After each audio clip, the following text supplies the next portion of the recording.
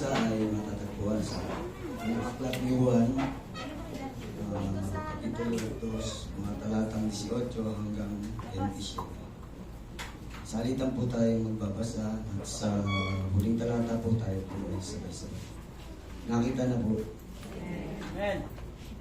Mga anak, ito ang huling panahon. Tulad ng inyong narinig, darating ang kaaway ni Kristo.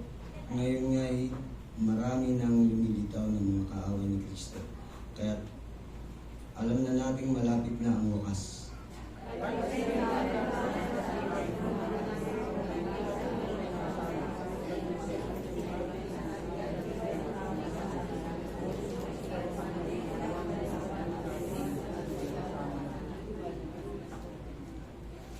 Ngunit pinagkaloob ng nasa inyo ang Espiritu Santo at dahil dito, alam na ninyo ang buong katotohanan.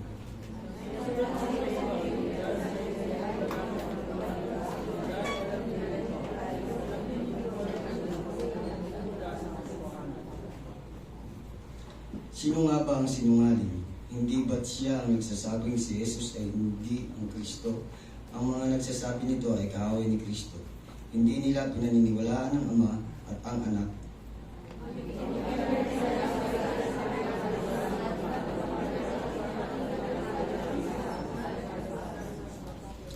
Pakaingatan ninyo sa inyong puso ang narinig ninyo sa simula pa. Kung gagawin ninyo ito, mananatili kayo sa Anak at sa Ama.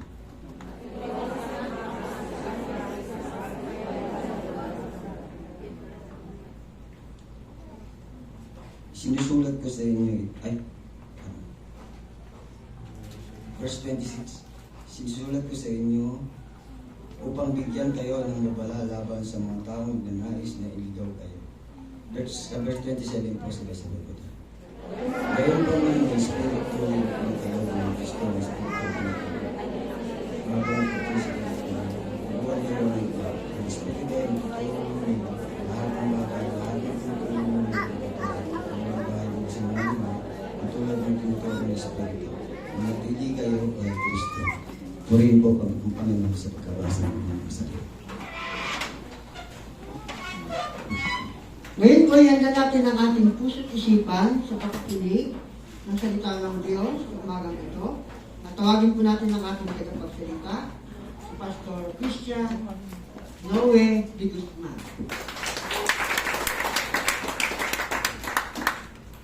Salamat po. At ang palakpak po at papuri sa Diyos lang.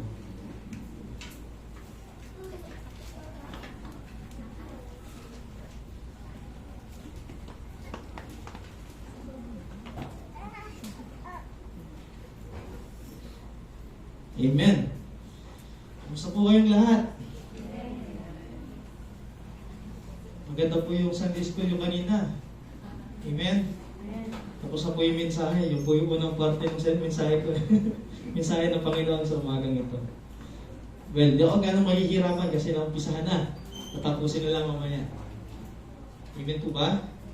Tayo pong lahat ay yumuko muna at manalangin. Ama namin Diyos na makapangyarihan sa lahat. Banal at dakila, Panginoon, naririto po kami sa iyong harapan. Patuloy po na nagpapakumbaba at humihingi ng kapatawaran sa aming mga pagkukulang at pagkakamali. Marapati mo, Panginoon, ang bawat isa sa amin na magsiya sa Panginoon ang aming mga puso at isipan. At din, Panginoon, ang iyong lingkod, anong mga pagkakamali, pagkukulang, pagkakasala, Lord, at ang nagawa, labag sa iyo, Panginoon. Dalangin ko, Panginoon, ang iyong pagpapatawad. At Panginoon, sabi mo sa iyong salita, wala namang matuwid, wala ang isa. Kaya Panginoon, naririto po kami, isusulit ng aming mga buhay. Dalangin po namin na ikaw patuloy na maghugas ng aming karumihan. At maging marapat kami, Panginoon, sa pag-aaral ng iyong salita at paghahayag din, Panginoon, at the same time. Samahan mo kami, bigyan mo kami ng karunungan, ng wisdom and knowledge, Panginoon, sa umagang ito hanggang sa mga sumusunod na oras, Panginoon, na aming idalagi sa bahay panambahan mo. Ang lahat ng papuri, ang lahat ng credit, ang lahat ng katalinuhan, ang lahat, Panginoon, ng papuri at pasasalamat ay tanging sa iyo lamang. Sa aming Panginoong Jesucristo, ang lahat ng anak ng Diyos ay magsabi ng Amen.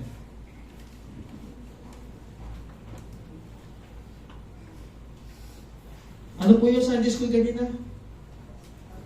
About apostasy. At ang ating pong tema sa buong buwan ay patungkol po sa the horror of false religion. Nangyari po, halos parehas po kami ng text na gagamitin ni Pastor Manny. Hindi naman kami nag-usap. Pero andyan po yan. When the believers stop believing, sign of apostasy. So, hindi po kami nag-usap ni Pastor Nolly, hindi kayo magkasama kahapon. Ewan ko bakit yun ang choice of text ni Pastor Nolly at naparehas din naman sa akin. Ang wala pong talata na ating binasa kanina, kayo po ay makikita po ninyo sa aklat ng unang Juan, Kapitulo 2, talatang 18 hanggang 27. Pero meron po tayong supplementary verses or cross-references, kung madalit sabi.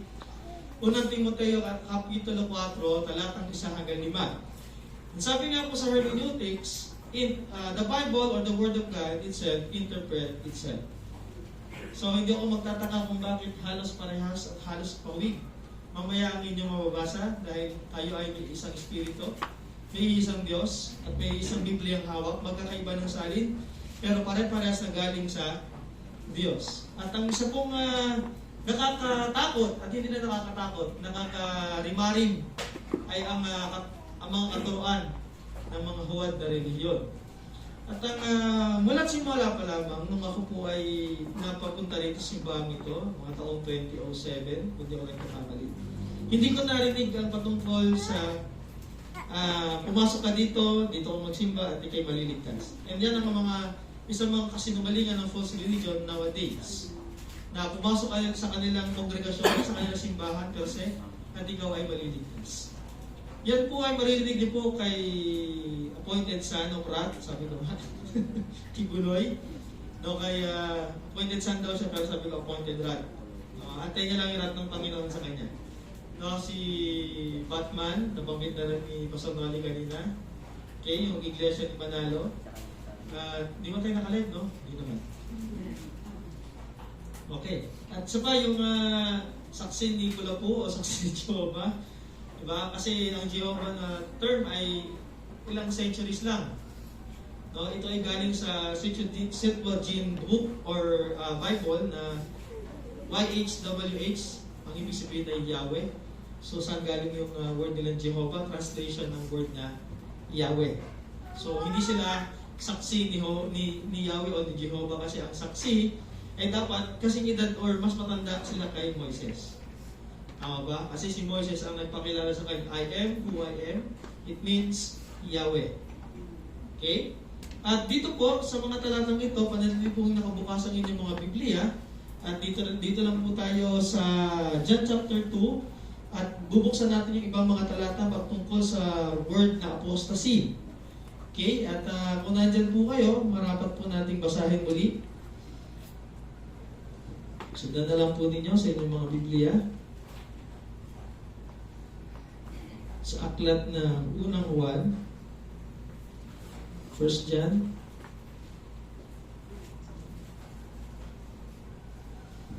Iakit ko po ng 15.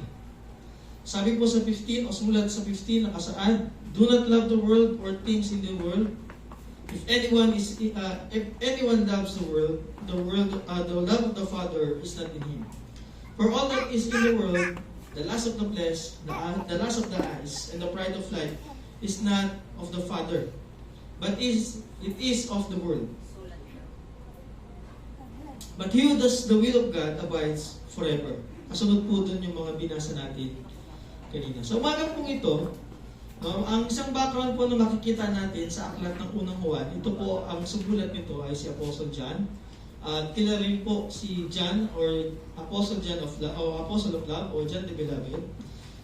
At si John and James ay his older brother or sabi dito, older brother were known also to the son of Zebedee, Matthew chapter 10 verse 2 hanggang 4, whom Jesus gave the name of Son of Thunder. So ibig sabihin, kapatid ni Jesus Christ sa laman, itong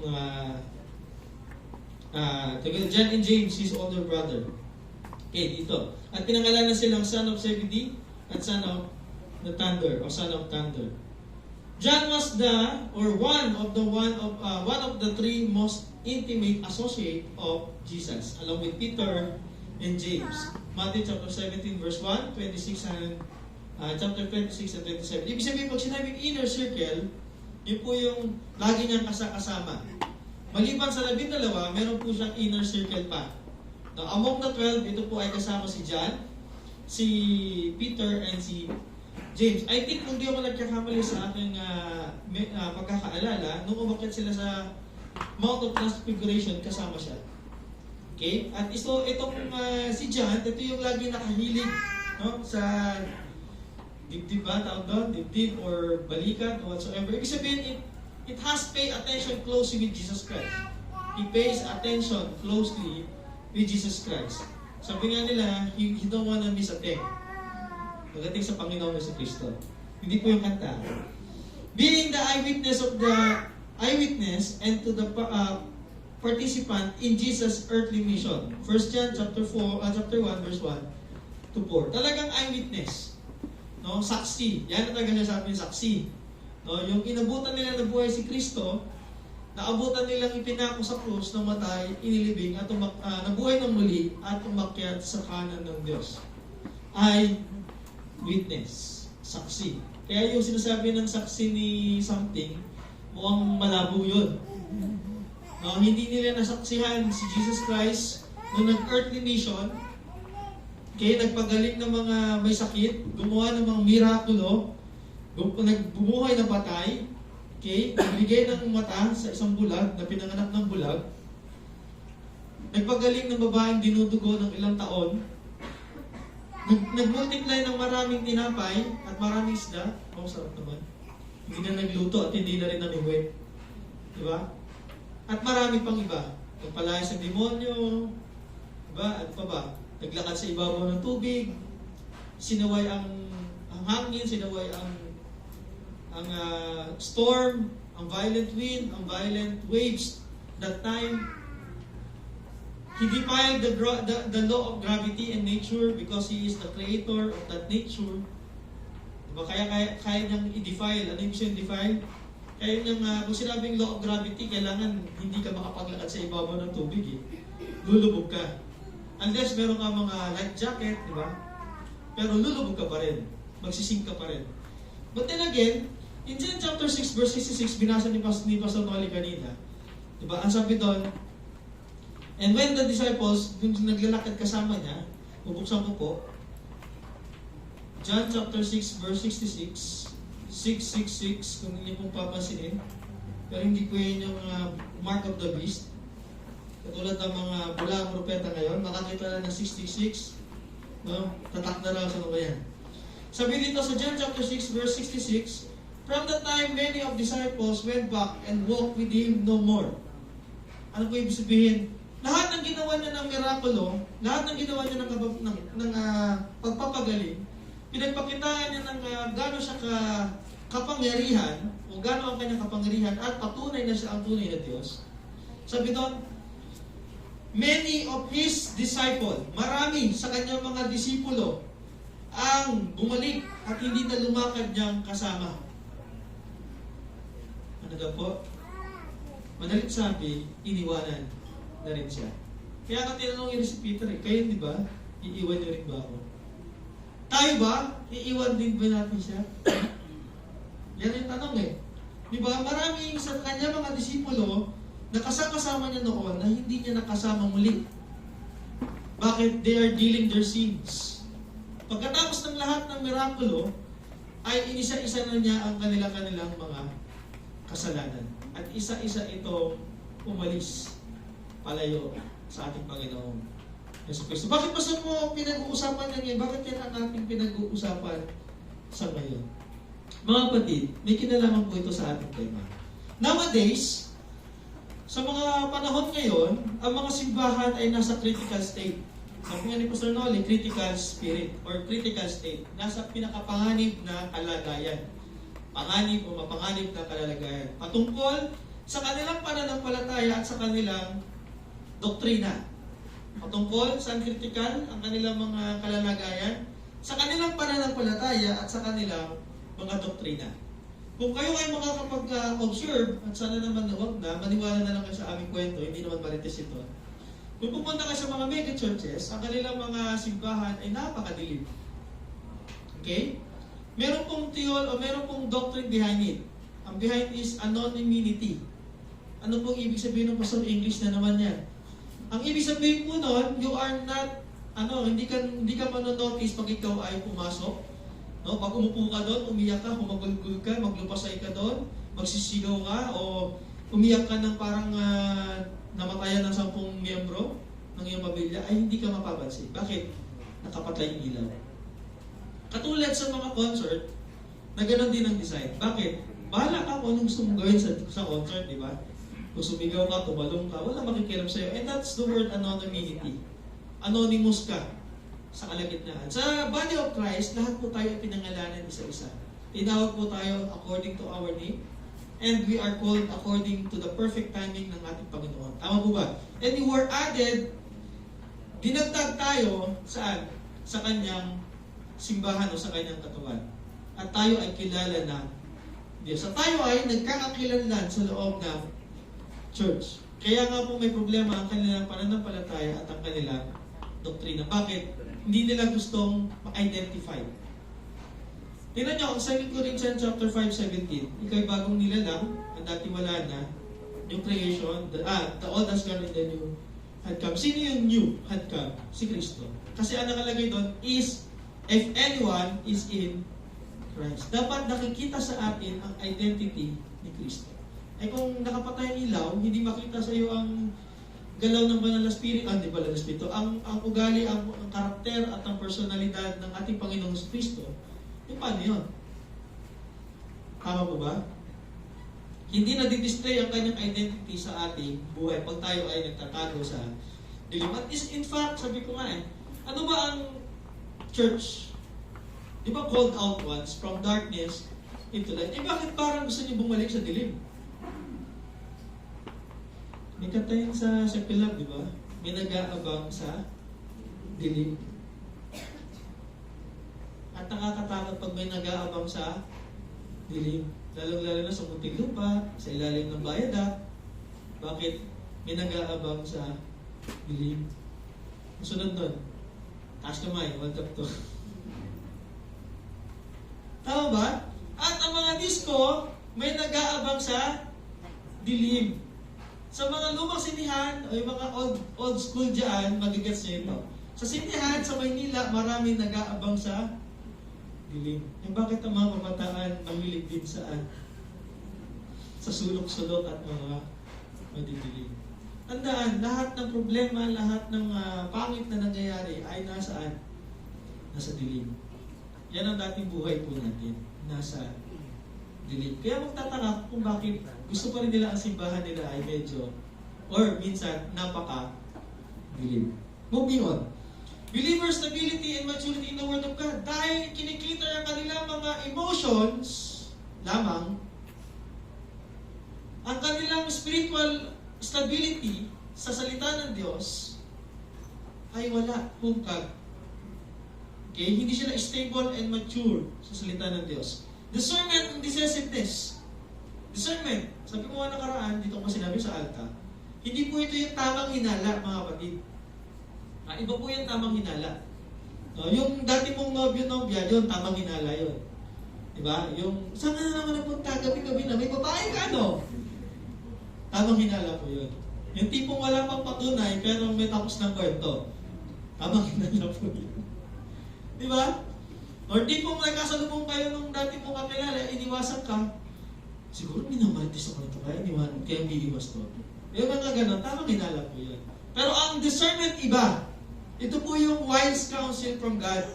Anak, huwag kang pumunta sa dilim. Mapapahama ka. Hindi. May flashlight naman ako eh. Like that. Sinabihan ka na ng Word of God, diba? Na huwag makipag-mingle ang mga unbeliever, pero sige pa rin. Kaya yun, nasa lock saan? Sa dilim. Because of stability and maturity or immaturity sa Word of God. Awareness regarding counterfeit and false teaching. Paano ba tayo magkakaroon ng alam patungkol sa mga bulaang propeta, bulaang turo ng sanlibutan ito? If we have stable or stability in God's Word and mature in God's word. Yan po ang problema ng mga churches nowadays. Ano pa? Hindi natin alam ang kanilang teaching, hindi nga na rin natin alam na merong mga bulaang believers, false believers in the church. At ito yung nagsasabing sila ay Kristiyano pero wala na namang makita kahit isang bunga. Anong meron? Bunga nga. Walang bunga. And that is the false believer and false church-goer professing Christian. Handa na po ba kayo? Salamat sa technique ni Pastor Martin. Handa na po ba kayo makinig? Medyo mahaba-haba po ito. Please bear with me. We are about to see and learn the apostles' warning regarding the signs of apostasy. Katulad mo nung kanina, apatudyadahan mo na lang po dahil nasabi na sa Sunday school kanina. When a believer stops believing, Pastor, totoo ba yun? Na isang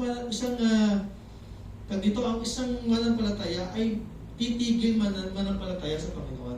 Jude chapter 1 or Jude verse 4, sabi po dito, for certain men have crept unnoticed who long ago were marked out for this condemnation, ungodly men who turned the grace of God into lawlessness and denied the only Lord, God and our Lord, Jesus Christ. Sa Tagalog, sabi po na sapagkat lihim na nakapasok sa inyong samahan ang ilang taong ayaw kumilala sa Diyos. And the verse go on. Ano daw po nangyari? Lihim na nakapasok sa inyong samahan. Acts chapter 20.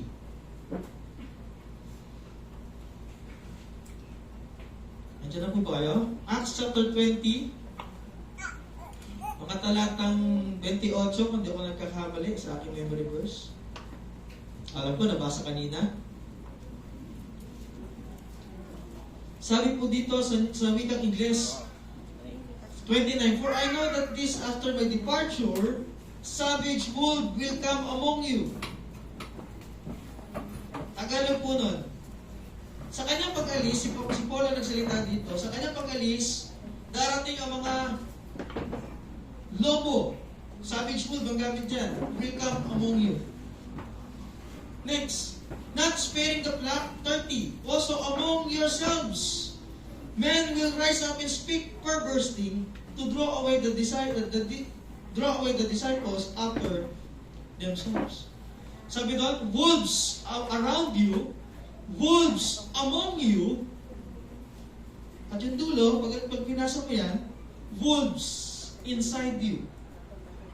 Sa salitang kolokyal, there are dangers outside the church, danger inside the church, and danger inside us.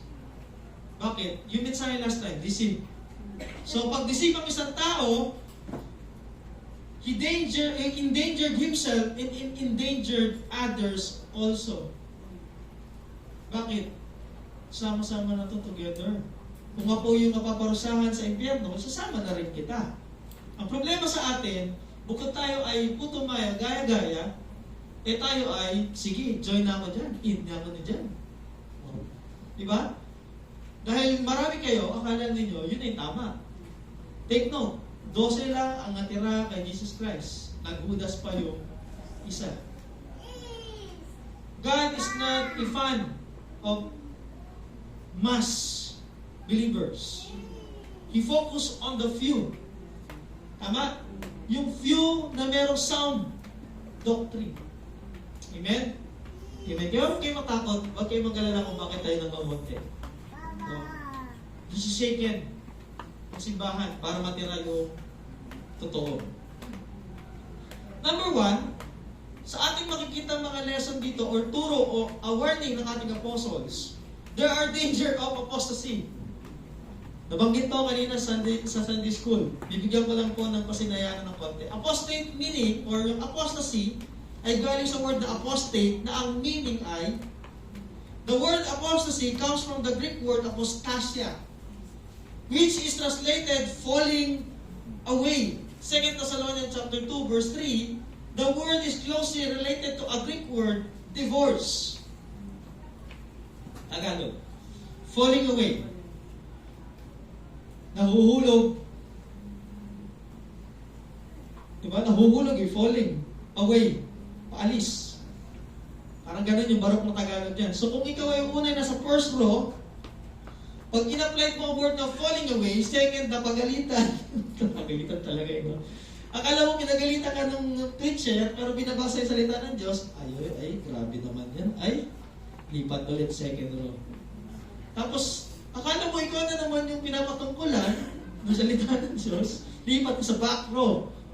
Okay? Pagkatapos, doon ka na sa lobby. May tabo sa lobby? Hindi naman, naka-assign lang yun dyan. No? Pagkatapos nun, nasita ka na naman, napagsabihan, napapaalahanan, kita mo sa labas ng pinto. Sunod, nasa labas na ng gate. Pagkatapos, wala na. Falling away. Divorce. Uso ba sa Pilipinas ang divorce? O annulment? Parang ganun din yan, niloko lang tayo, di ba? Dating mahal na mahal mo siya. By the way, happy 6th-year anniversary, mahal ko. Sa likod. Diba? How about us? Are we still in love with our partners? O, naku, kung alam ko lang ganyan ka, sinuli na kita. Ba't pinagtatawa niyo? Kapag ang dalawang mag-asawa, hindi na magkasundo, ano nangyayari? They seek annulment or they seek sa ibang bansa, divorce. And that is one of the exact representation of being an apostate. Parang yung ex mo. Diba? Dati mahal na mahal mo. Pero yun, ngayon, hindi na. Iba na. Iba na yung kanyang mahal. At iba na rin naman yung mahal. Diba? So from almost tying a knot, diba, malapit tayo magpakasal, bigla kayo nagkalabo-labo. Yun, ganun po yun. Falling away. Parang sa salitang lingwahe ng kolokyal ng mundo, he fall out of love. So, parang ikaw, you fall out of love. Parang gano'n. Pero hindi yung pinag-usapan natin. More on, probably, parang doon sa word na divorce. Okay, pasok tayo sa mas malalim na konti. Apostate. Those who fall away from the truth or true faith. Tagalog. Ito yung mga lumisan. Saan? Sa totoong pananampalataya. Tayong nakasumpong ng maayos na doktrina, ng sound teaching, sound doctrine, galing sa Biblia ang turo at hindi dinadampot kung saan-saan. Tapos tayo ay lumayo.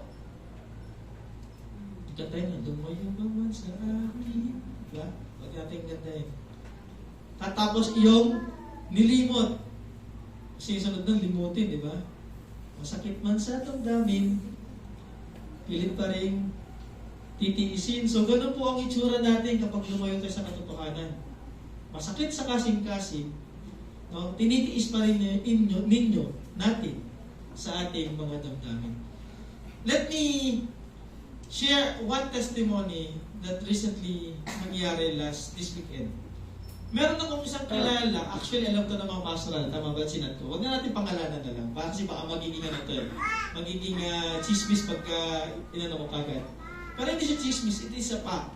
Bakit? Isang dating young people, na si Bang ito, na though years passed by, mga ilang taon na ako sa 6 years, 7, 8, mga 10 years ago. 13 onwards. Nawala sa simbahan ito. Okay na sana nabautisman yata o mabautisman. Alin na sa dalawa. Biglang nawala. And then nasa saan sa ang buhay, nagka-problema, na-tempt siguro, whatsoever, syempre, buhay yan, sa labas eh. But then again, nag-chat, nag-text kahapon. Or doon sa araw. Whatever man na exact, hindi ko na ma-detalye. Baka pwede daw siya ipag-pray. Yun lang naman ang sinabi. Baka naman daw pwede siya ipag-pray. Sabi ko, paano kita pag-pray? Distant. Diba? But then again, alam nyo, hindi for the sake of chismis, natutuwa ako. Bakit? Na-recall niya siguro yung sound doctrine na si Bang ito. Na-recall niya yung sound doctrine ng church na ito at ang hingi ng panalangin. How many of us, considering this church, teaching or teaches sound doctrine? And then nawala tayo, matagal tayo nagliwaliw, tulad ng prodigal son, at muling nagsabing, baka pwede mo ko ipanalangin. Sabi ko, why not? No, pinag-pray ko siya, tinawagan ko, and then again sabi ko, ano ka, nag-church ka ba? Parang hindi niya nasagot. And sabi ko, try mo mag-church. Una, kahit hindi nga dito eh. Diba? Try mo mag-church, balik ka sa Panginoon. Mas maganda yun. Doon ang bumuhos yung luha niya. Diba? Medyo maano yung luha ko rin, pero hindi mo naman ipakita na naluluhan din. So, sabi, I thank the Lord for this church, for the sound doctrine, that we can minister among those brethren. Tama? Na nawawala, nagwawala. O yung minsan wala. Bakit? Tayo rin naman ganun eh. Huwag tayo magmalinis. Kahit nakatin tayo sa simbahan, ang layo naman ng ating kalooban. And that's the sign of one of the word apostate. Diba? Yung parang for the sake of attendance, huwag lang mapalo ang pastor sa visitation kasi nag-attend naman. Pero technically, ang ating puso, malayo sa Panginoon. Bakit? Gawa ng samot-saring problema ng mga pagsubok sa buhay. Tama ba? And that is the point of this message. We are abandoning the true faith. Huwag tayong magkaroon ng pusong may kalos. Ang tawag kalos? May kalyo. Dahil sa ating kanya-kanyang problema. But because manatili tayo sa turo ng Biblia. And then, dito sa ating passage, number 1, the danger of apostasy, or the danger of apostasy, we defined it kanina, no, an act of renouncing one's faith, principle, or party, or dissertation, or desertion of a cause. Ilan sa atin ang minsan ang nawala, pero muli bumalik. Praise God. Hallelujah, tayo nakabalik. Pero ang kadalasan po sa mga nawawala, hindi na nakakabalik. Bakit? Because of apostasy. Bakit? They renounce their faith unto the Lord. Anong renounce? Katulad nga ng kwento ni John MacArthur, 10 taong listener, partner ng Grace to You ni John MacArthur na radio program sa ibang bansa. Nakaka-receive siya ng books, free books, DVDs, at galing sa mga author article ni John MacArthur. Wow, for free, no? 10 years. Tapos 5 years siya nagpastor ng full time. But then again, sumulat kay John MacArthur. Huwag niyo na po ako padala ng mga DVDs, ng books, ng articles. Tanggalin niyo na rin po yung aking membership sa inyong database. Bakit? I renounce my faith. Hindi na po ako nananampalataya kay Kristo. Ako po ay isang agnostic at ako po ay isang atheist. Tapos. At pinagsisisihan niya daw na siya ay nanampalataya sa Panginoon. Sabi ko, okay yan. Pagsisisihan mo ng gusto, sa impyerno yan, balang mahal. Yun po ang isang example ng isang danger of apostasy. Ano po yun? Yung nagkakalang siya po ay matatag. Yung nagkakalang siya yung pinaka-matured sa mismong church. Pero pagdating pala ng ganong sitwasyon, itatatuan niya ang Panginoon. Yun ang eksaktong danger of apostasy. Mamaya, alamin natin kung bakit nagkakaganon. Forward ko na to. Nabanggit niya sa ano. Nandun na yan sa Sunday school yung kanina. Hindi ko nababalikan.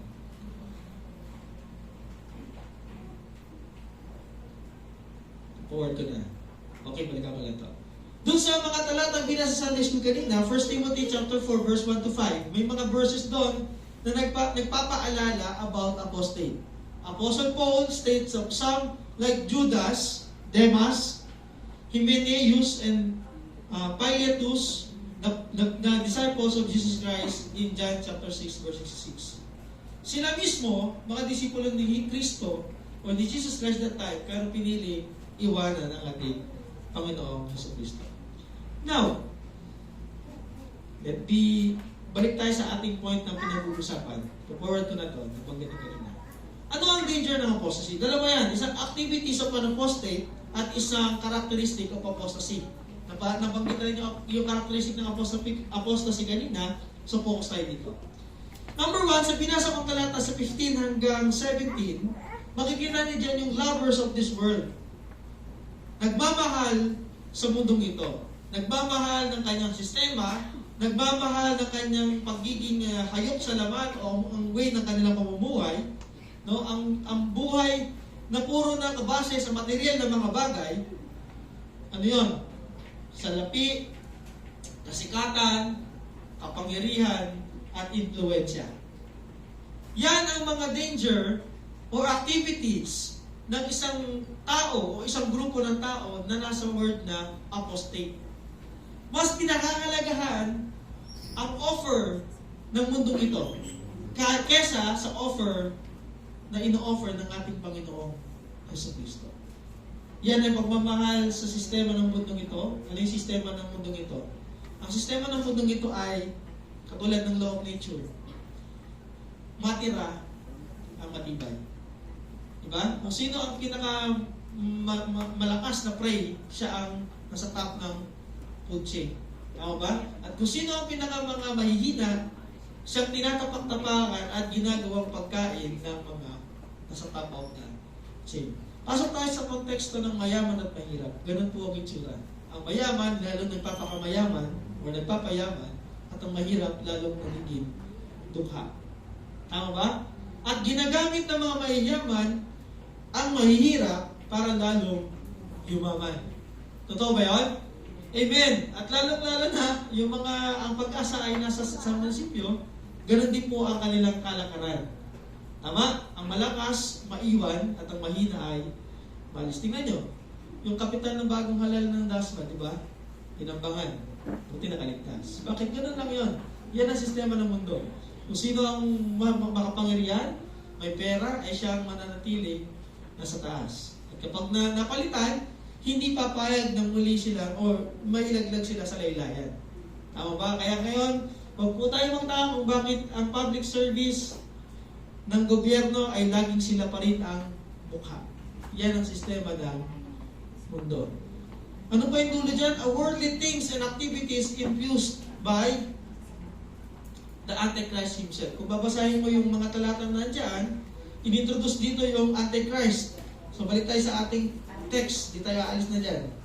1 John chapter 2, verse 18 onwards. Little children, it is the last hour. Ito na po yung huling mga oras o panahon. And as you have heard, the Antichrist is coming. Letter A, capital A, Antichrist. Hindi pa yan dumarating. Darating pa lang. Pero ito yung kasunod maganda. And even now, many Antichrists have come, by which we know that it is the last hour. Pag-usapan natin yung Antichrist na maliit. Sino ba yung Antichrist? From the Greek word, Antichristos. Christos means Christ. And yung anti means to oppose Christ. Okay? Oppose and allow always distort aberrant view about the nature of Christ. Ito yung sinasabi na si Christ ay tao lamang. Diba? Na si Kristo ay katang-isip lamang. Ang Biblia ay katang-isip lamang. Ito ay mythical myth or myth, legends, historical. Mapag-aralan niya sa Bibliology 101. No, ito ay gawa lang ng tao. Ito lang ay isinulat ng mga iba-ibang author na nagkopyahan sa iyo yung mga paratang nila sa Biblia. At siyempre, pag paratang nila sa Biblia, direct assault yan sa ating Panginoong Jesucristo, yung word na tao lamang. Okay, bakit? Sipin mo, sino gumawa ng miracles that time, or miraculo that time, na tao lamang? Hindi ko na iisa-isa yun. Sige nga, subukan mo mag-multiply ng tinapay at ng isda. Sige nga, bumuhay ka nga ng patay. Lazaro, halika. Halika, bumangon. Sino pa? Sino ba nakapagpagaling na sa inyo ng inyong mga anak? Hindi ba tampulan tayo ng prayer request ngayon? Mag-pray niyo naman po. May sakit yung aking anak. Di ba pati ako, nangihingi ng prayer request? Pakisama sa prayer, may sakit ng aking mga anak. Eh kung tayo ay nakakapagpagaling ng ating mga anak, hindi na tayo nangangailangan ng totoong Kristo. Tama ba? Hindi na tayo nangangailangan ng salvation galing sa Kanya. Kasi bakit? Kaya natin sa sarili natin. Yun yung mga false teaching. Tutumbukin ko na. Yun yung mga false teaching. Sino may akda nun? Antichrist. Ito yung mga tinitwist yung katotohanan patungkol sa ating Panginoon sa Kristo. Next, kung inintroduce ang Antichrist dyan, fast forward naman ng konti, 15 to 18, ay pinapakita dito kung ano yung karakteristik nila. Nabanggit ng Sunday School, dadaanan ko lang. Sa mga talata ng chapter 1, verse 1 hanggang 5 ng 1 Timothy chapter 4, deliberately abandoning or abandon the faith for the truth, she once affirmed. Ito po yung pagtalikod ng sinasadya sa kanyang sinasampalatayanan noon. Pangalawa, departing from the faith or God. Lumalayo saan? Sa Diyos. Lumayo sa Diyos. At bumalik sa kanyang dating buhay. Ito yung to remove himself from the position he originally occupied, especially in faith in verse 1. Tayo nga sa pananampalataya na, mas pinili natin umalis. Diba? Yun yung kahulugan yan. Mas pinili natin umalis, depart. Sabi ng Matthew, they called me Lord, Lord, Lord. But I will say to them, depart from me, I never knew you. Katulad po yan ng observation o ng description na yan. Deceived by the doctrine of deceitful spirit. Bakit ano bang doctrine yun nandun? Sabi doon, doctrines of demons and evil spirit. Yun po yung mga nakikinig. Sabi nga ni Pastor Noli kanina, yung laging nakikinig sa iba-ibang klaseng mga false religion. Okay?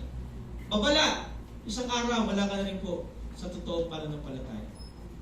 Bakit? Maglalaro na sa lahat ng delusion na ipinasok ng mga preacher sa television na pinapanood ninyo at yung pinakikinggan. Kung meron man, tigil na po natin. No? Makikinig pa kayo, ang Diyos daw may puwet. Kasi nakaupo sa trono ng Diyos. Kalokohan. Sabi ng John chapter 10, di ba? Or John, book of John. The Father seek true worshiper that worship in spirit and in truth. Bakit? Ang Diyos Ama ay in spirit, not in physical body. No? Deceived by the doctrine and deceitful spirit. Next, the characteristic of an apostate is distorted by hypocritical lie speaker. Verse 2 ng chapter 4, deceived by speaker of perverse things. Katulad ng binasa natin kanina sa Acts 20, 29 to 30. Anong ibig sabihin ng distorted? Nilagyan ko po ng another meaning. Distorting the gospel or by diluting the half lies and half truth. Ano po yung pastor? Yung mahilig ko sabihin ng white lies naman gray lies naman di ba? Yung word na tao lamang, ayun, half truth yun. Kasi bakit ang totoo is a fully man and fully God. Tama? Amen po ba? Na ang gospel daw ay katang-isip lamang na si Kristo ay hindi naman talaga isinilang sa Bethlehem. Distorted, di ba? Dinistort. Alam niyo yung dito sa gitara, yung distortion, yung effects na yun. Di ba kapag electric guitar, acoustic guitar lang, yun natural na tunog ng gitara. Tama ba? Pero pag nilagyan mo ng distortion, depende sa timpla, anong pakinig mo? Di ba yung parang metallic rock? Yung parang pumupunit ng yero yung tunog. Tawag doon distorted. Ganon din ginagawa nila sa gospel. Distorting the truth and opposing Christ. Bakit? Ginagamit nila yung mga talata ng Biblia para pasinungalingan ang mga ginawa at tinapos ng ating Panginoong Kristo sa krus ng Kalbaryo.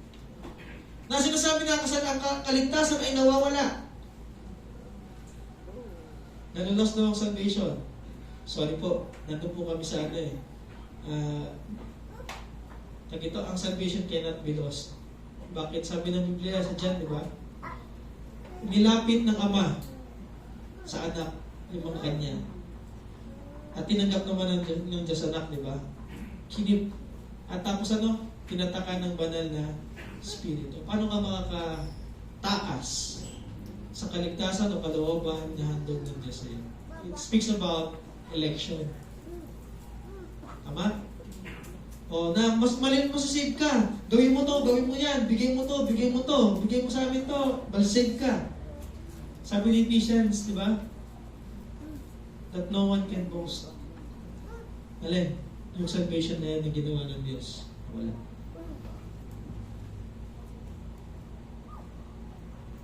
Nabalik yan. Parang ang state lang yan. Hindi lang po wala talaga. Yan, nabalik.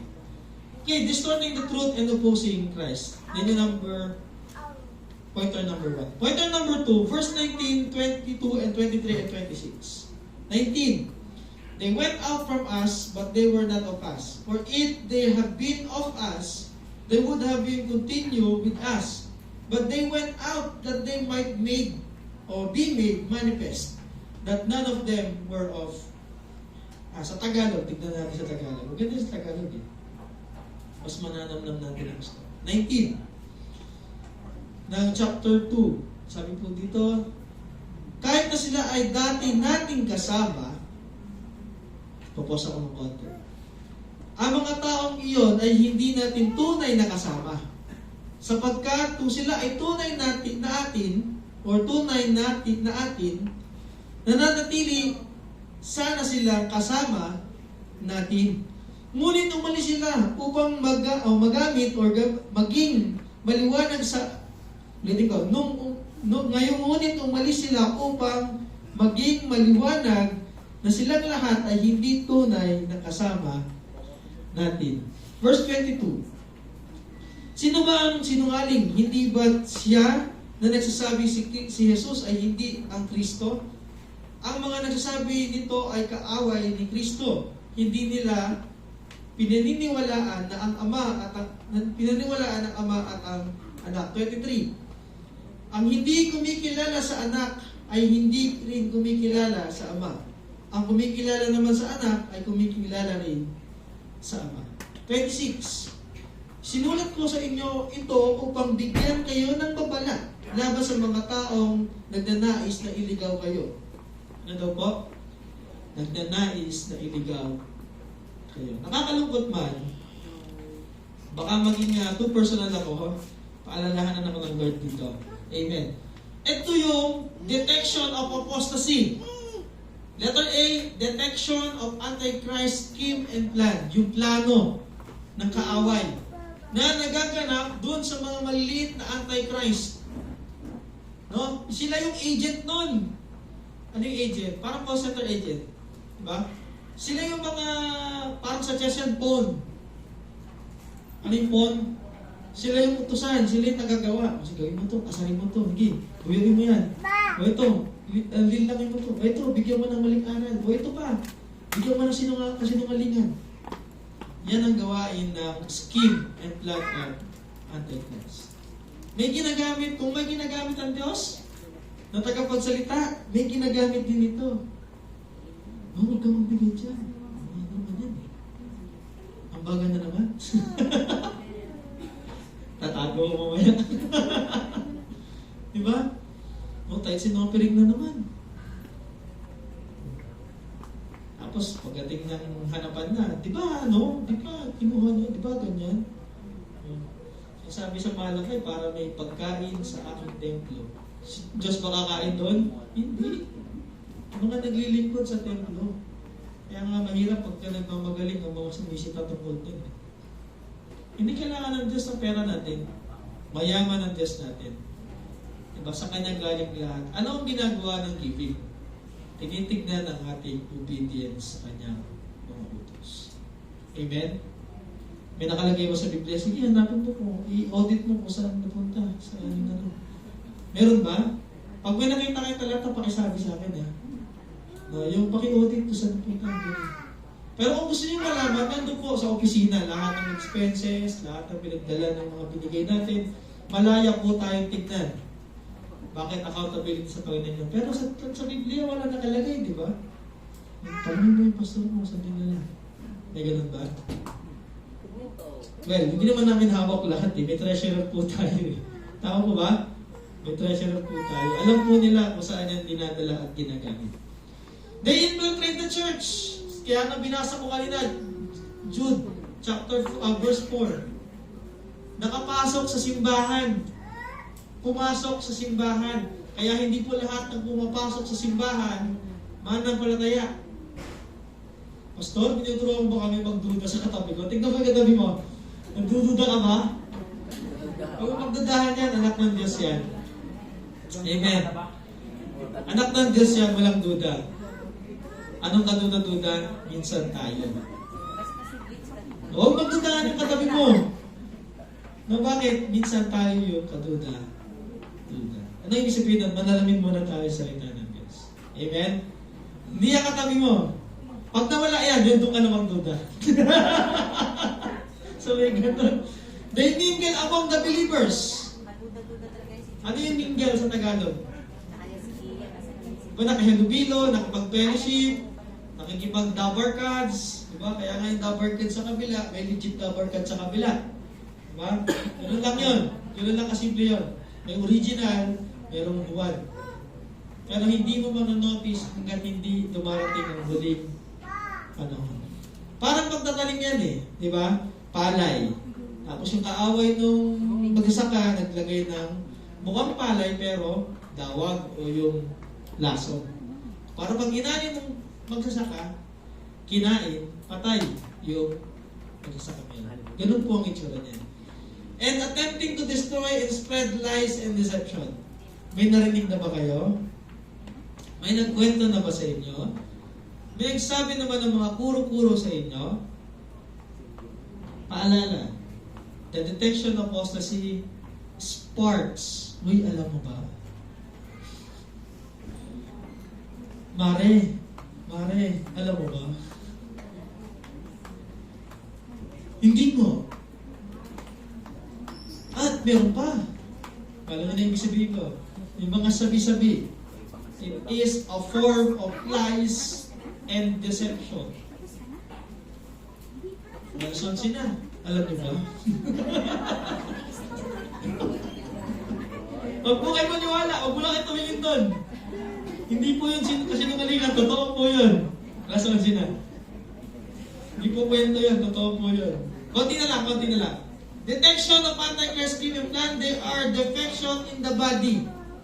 Kaya sabi, defection. Anong Tagalog ng defection? Kung 10 mga daliri, sobra ng isa. Para may kilala ka rin eh. Diba? Kung merong 10 daliri, sobra ng isa. 11 sila. Ano ba?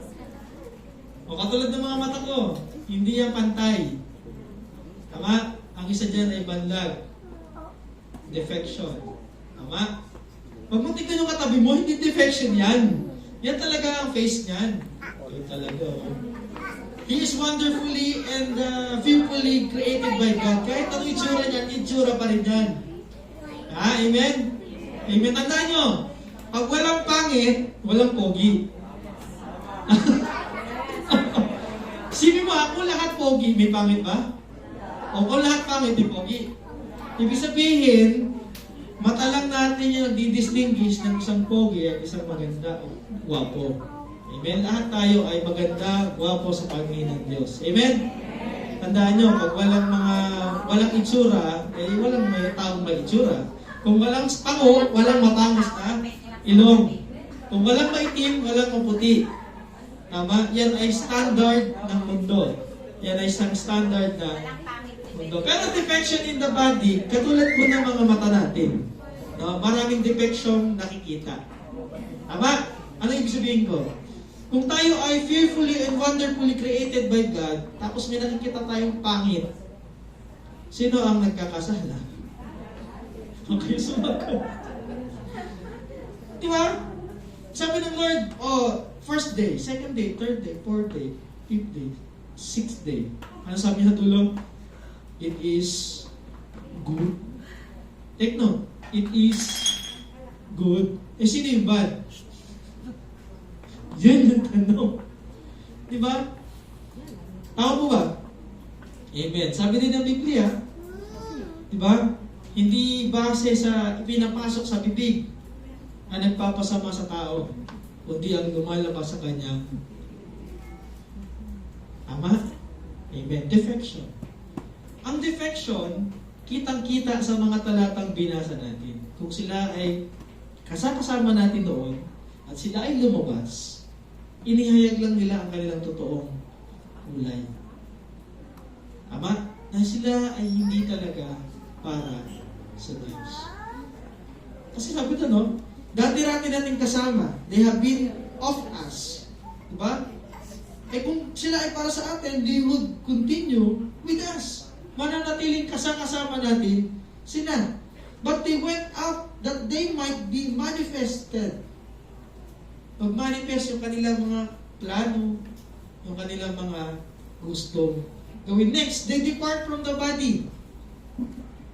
Kung meron, na-detect na natin, na meron silang defection from the body, they will depart from the body. Hindi natin mapipigilang lumabas o umalis ang mga yan. Bakit? Disenyo na ng Diyos yun sa kanila. Kasi bakit? Nagpapatunay na hindi sila tunay na kasama natin. Sino ang sabi si Pastor? Yung Biblia. Hindi ako. Amen? Kung ikaw ay isang apostasya na ngayon at talaga tinalikuran mo ang Diyos at binamak mo na ang Diyos, yan talaga ang mulay mo. Magsasabi ka pa ng bawal sino magsalita dito, doon. Sabi na binasa ni Pastor Nolly, di ba? Sino nagbibigay ng parameter na bawal to, bawal ganyan? Gawa ng kaaway yun. Bahala kayo mag-isip kung ano yan. Deny the faith in Christ. Bakit? Sino nang dini Diyos? Kayo nang bahalang humusga. Baka maging personal ako. Usog. Usog tayo. Sabi dyan, deceive and confuse the faithful. Source. Sinong source? Si Mare, si Pare. Sinong source ng apostasy? Nabanggit na kanina. Deceitful spirit and doctrines of demon. People with an evil, unbelieving heart. Tao na madumi ang puso, na merong walang pananampalataya sa kanilang mga puso. May pananampalataya ka ba? O hindi, ikaw yan. Bakit? May pananampalataya ka eh. Tama ba? Ewan ko ba? Nananatili pa rin naman kayo. Diba? Sabi dyan, depart from the living God. Hebrews chapter 3 verse 12. Ungodly philosophies and false religion. May nakalike pa ba sa mga kulto dyan? Maki-remove na. O block nyo na yung mga dapat i-block. Tama ba? Bakit? Isang araw, kasama na rin kayo dyan. Kapag narikinig pa rin kayo dyan. They are unlimited, they are ultimately the product of Satan himself. 2 Colossians chapter 2 verse 8. Ano daw? Produkto nino? Satanas. Bakit? Ito yung kwento ni Satanas kay Lord. Patungkol kay Job. Nakita mo, pinagpapala mo lang naman niya, kaya hindi kanya dinatatwa eh. Subukan mong alisin ang lahat ng binigay mo sa kanya. Balik, siguradong susumpain ka rin yan. Naalala niyo yun? ACE? Anong ginawa? Di pinatay ang mga anak, tinanggal ang kabuhayan, diba? Natira sa kanya yung asawa niya. Anong ginawa ng asawa niya sa kanya? Sumpahin mo rin Diyos mo, mamatay ka na rin. Sinong namatay? Siya. And that's the sign of ungodly philosophies and false religion. At yun ay produkto ni Satanas himself. Bakit? Sabi ko sa inyo, may mga little pony si Satanas eh. Tama ba? Sabi dyan, this world which refer to the system and beliefs and values inside this world. Ito yung source. Ay ngayon, nalaman niyo yung danger. Nalaman niyo yung na-detect natin yung apostasy. No, danger at yung detection, yung defection, yung source ng apostasy. Anong gagawin natin? Manatili na lang ba itong istoryahe dito?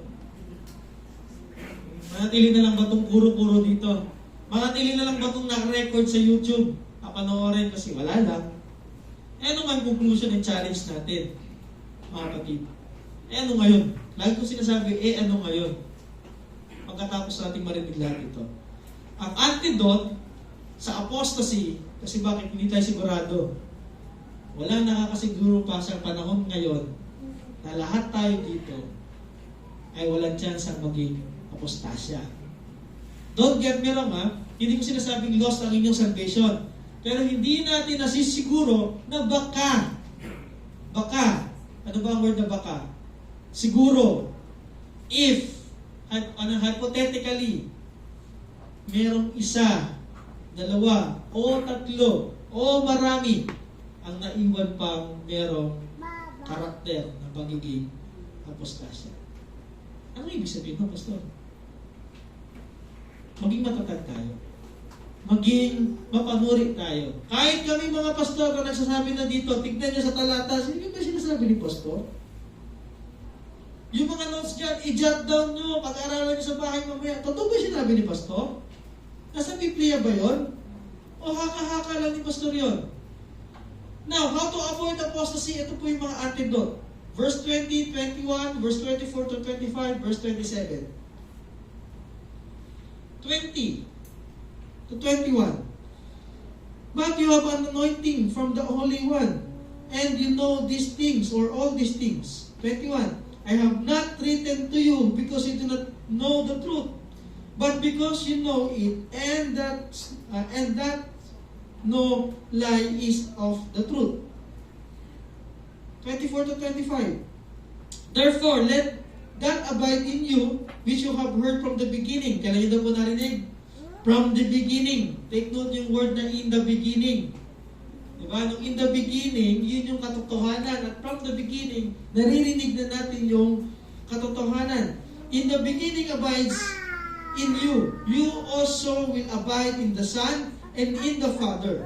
25. And this is the promise that He has promised us, which is eternal life. 27. Last but not the least. But the anointing which you have received from Him abides in you, and you do not need that anyone teaches you or teach you. And you do not, but as same anointing teaches you concerning all these things. And it is true and not a lie. And just as it is taught to you, you will abide in Him. Anong punto de vista? Number 1, turn away from false teaching. Yun yung makikita sa 2 Timothy chapter 3 verse 1 to 9. Avoid erroneous doctrine, philosophies, deceitful things. Avoid na natin sila. Alikuran na natin sila. Huwag na nating nilayin yung mga pinagsasabi nila. Next, beware of unbeliever behavior and conduct. Kung may nakikita kayo ng unbelieving believers, huwag nyo na pong gayahin. Yung magsimba, kasi yung mga naman topic niya simbahan. Sabihin mo na lang, sister, basta ako magsisimba ako kahit ako sabihin. Bakit? Hindi si pastor sinisimba ko. Hindi pastor sinasamba ko doon. Sinasamba namin din yung Diyos na buhay. Pagka kami na nagpapasamba sa inyo, magsaalisa na rin kayo. Diba? Kung kami nakasambahin nyo, kami na ang too much recognize ninyo, kami na ang palakpakan ninyo, hindi ang Diyos, ako na magsasabi po sa inyo. Huwag na po kayo magtagal, bakit false teaching na po yun. Pag ganun na po ang narinig ninyo sa akin o sa amin. Be watchful about the signs of times. Halata na ba sa ating panahon? Halata na ba? There are rumors of war. Nagkabasa ba kayo ng Revelation? Darating siya kapag mayroong rumors of war. May rumors of war na ba? Wala pa po. Conflict pa lang yan nakikita nyo. Wala pang bombahan. Wala pang nuclear na pinalilipad. Okay? Huwag kayo mag-alala. Pag dumating yan, sigurado, caught up na tayo. Follow what's true. Continue in God's Word. Anong punto de vista? Tapusin ko na po dahil gutom na rin po tayo lahat. Tama po ba? 11 na eh. 11 past 11 na. Ito po ang conclusion dyan sa binasa ko kanina. Abide and remain in His Word. Wala kayong ibang gagawin kundi manatili, manampalataya sa Kanyang mga salita. Continue in His Word. It is continuing in obedience of the truth that gives evidence that you are genuinely true Christians. True na, genuine pa. Kung nananatili tayong lahat sa Kanyang mga salita. Ano sabi ni Jesus Christ? Abide in me. If, nakalagay doon, if you abide in me and abide in my words, ask whatever you wish. Kung you abide in Him. Yun ay pagdating sa blessing, tama mo ba? Pagdating dito, ayaw mo maging apostasya, backslider, ika nga. Yan na, tinumbok ko na. Ayaw maging backslider, makinig ka sa salita ng Diyos kahit mahaba. Huwag mong bigyan ng pagkakataon ng kaaway na mawalan ka ng sense sa bawat words na maririnig mo. Bakit dyan nag-umpisa yan? Yung tinatamad, nananamlay, inaantok, uy, gising ako. Gising. Diba? Doon po nag-umpisa yan. Kagal naman yan. Alis 11 na, gutom na ako eh. Diyan po nag-umpisa yan. Yung not abiding in His word. Abide and remain the truth. Kung hindi po kami nagtuturo ng katotohanan, huwag po kayo maniwala na. Pero kung hanggat ang pulpitong ito, may nagsasalita ng tungkol sa katotohanan, patungkol sa Biblia, abide and remain in truth. Plus, nasa po ito? Sana? Challenge before us. Pagsubok sa ating mga natutunan ngayon. Subukin natin, no, ang ating mga sarili. Sabi ng Corinthians, examine your faith whether you are in faith or outside of faith. Genuine Christians accept the faith. Ano yung word na accept? Tinatanggap. Kahit masakit sa kasing-kasing. Kahit ayaw mo ng disiplina. Kahit ayaw mo na paulit-ulit na lang, pastor, lahat ka na lang overtime, paulit-ulit na lang. Sabi doon, genuine Christian accepts the faith. Accept. Panampalatayanan mo, tanggapin mo kahit masakit. Bakit? Salitayan na Diyos. Genuine Christian remains faithful. Tulad ng mga kanya-kanya nating kabiyak sa buhay. They remain faithful to us. Tama mo ba? Tama mo ba? Ano ang pakiramdam na maging unfaithful sa'yo ang iyong kabiyak?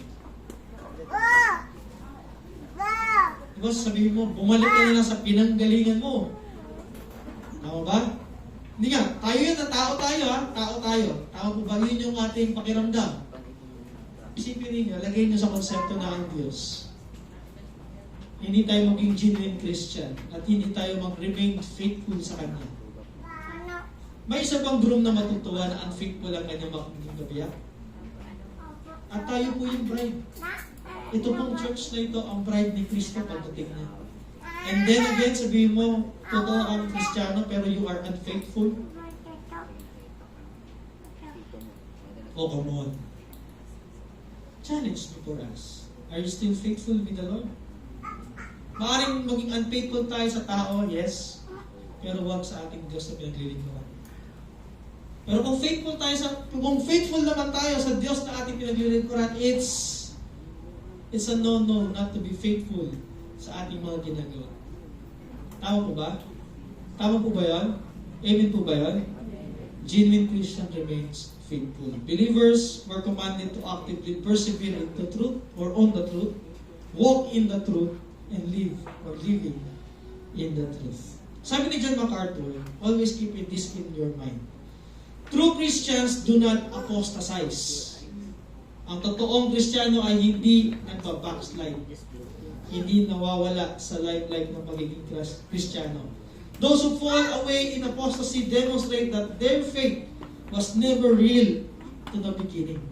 Patunay lamang ang apostasy na hindi totoo ang kanilang pananampalataya. Yan po ay sabi ni Dr. John MacArthur. Hindi naman ako papayag na wala akong sasabihin sa dugo. Diba?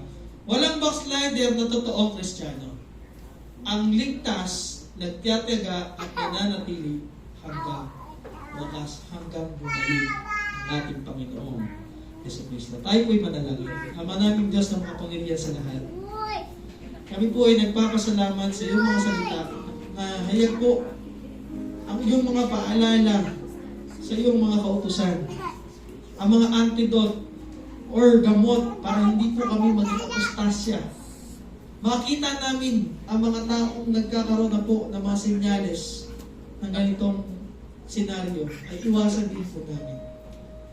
Panginoon, hindi naman po kami nagmamalinis na kami rin po ay may mga defects sa aming mga katawan.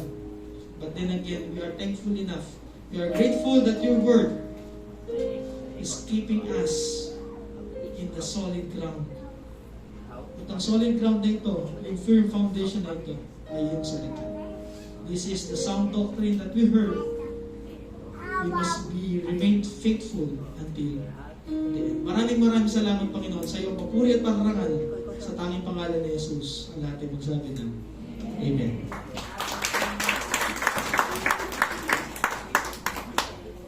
Amen. Purihin ng Diyos sa paalala po sa atin ng kanyang mga salita. Kaya napaka-importante yung may antidote tayo sa ating pananampalataya. Kung baga sa high blood, kailangan may ready kang antidote, di ba? Ano yun? Yung gamot na bilog puti, nilalagay lang sa dila. Nilalagay, tinutulaw sa dila. Mabilis po yun na makawala ng high blood. Ganun din sa pananampalataya. Kailangan natin ang salita ng Diyos upang tayo manatili sa katotohanan. Amen. Salamat sa Panginoon. Dapat po tayo sa pagbabalita. Dapat natin si Tel Princess. Ayan. Para po sa umagang ito, meron po tayong mga bisita. Kung matawag po kanilang pangalan, maaari po silang tumayo para ma-recognize po ng congregation. Si Maria Veronica Kapatian. Ano ba ang pronunciation? And si Andres Sibilio.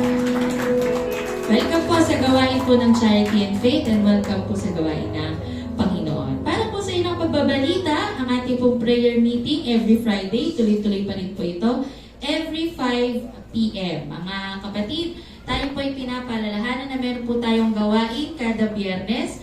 Ito po ating sama-samang pananalangin dito po sa iglesia ng 5 p.m. At ang nagdala po ng bulaklak sa linggong ito ay nagmula po sa Charity Men's Guild at next week naman po ay magmumula sa Youth League.